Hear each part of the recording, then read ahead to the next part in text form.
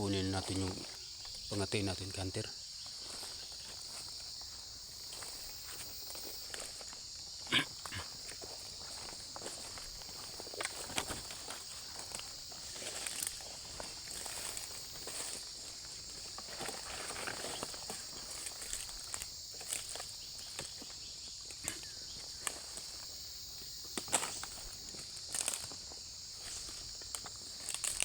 Ayaw talaga lumapit yung alpas kanter.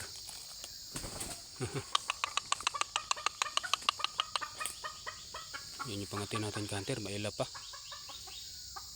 Kasi ho first time pa ho niyang masalang sa pangati kaya mailap.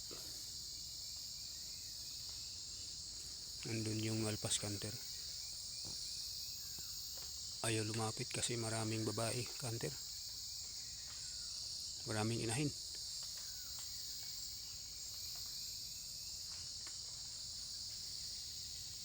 Kasi pag tumilaok to kanter, crossbreed po yan ng labuyo.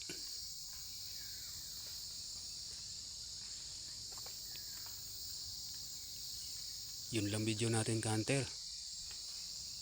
Thanks for watching kanter. God bless you all.